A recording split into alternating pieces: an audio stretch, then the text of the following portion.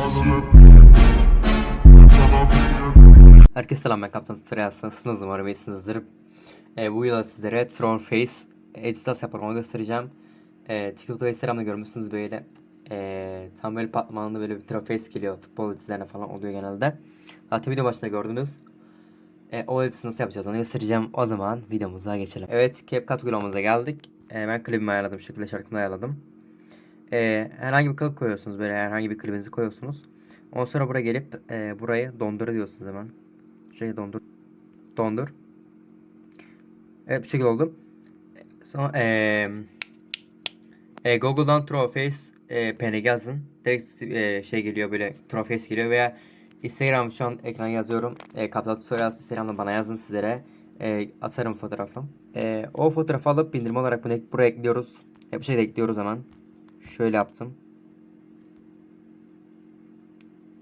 Tam yüzüne like oldu. Dediğim gibi Instagram'a yazın veya Google'dan kendiniz bulabilirsiniz. Yine Instagram'a yazın, ben atarım sizlere. Şöyle bir bakalım bir.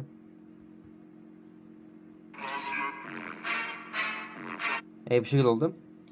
Ondan sonra böyle evet, bunu yaptıktan sonra klibimizin üzerine tıklıyoruz. Şu klibimizin üzerine tıklıyoruz. Buradan hemen ayarlaya geliyoruz. Ayarla. Şu parlaklık. Soldaki parlaklığa geliyoruz. Bunu -5 yapıyoruz. Kontrasta geliyoruz. Bunu -5 yapıyoruz.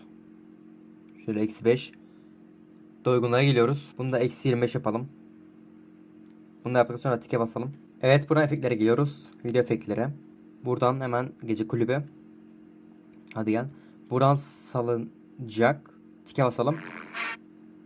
Buradan ayarlaya geliyoruz. Hızını 100 yapıyoruz. Tekrardan video efektlerine geliyoruz. Buradan aşağı iniyoruz. Hatta şu siyah flash ekliyoruz. Siyah flash 2 ekliyoruz. Ayarla diyoruz. Hızı 100 olacak. Dur lan. Yoğunluk 20. Boyut 0. Bükülme. Bir saniye hocam. Aynen bu şekilde yapıyoruz. Yoğunluk 20, boyut 20, bükülme 0 olacak. Tike basıyoruz. Sonra bu siyah flash üzerine giriyoruz. Nesne diyoruz. Tüm videolar diyoruz. Sadece gidiyoruz. Nesneler diyoruz. Tüm videolar diyoruz. Bir izleyelim bakalım.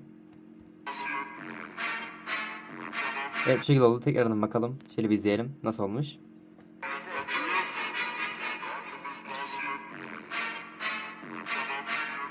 Evet, bu şekilde oldu. Umarım videomu beğenmişsinizdir. Kanalıma abone olursanız çok mutlu olurum. Videoya like atarsanız sevinirim. Yoruma kısmında yapamadığınız bir yerler varsa yazabilirsiniz. Bu Trophies için de Instagram DM'den yazabilirsiniz. Kendinize iyi bakın. Hoşçakalın. Bay bay.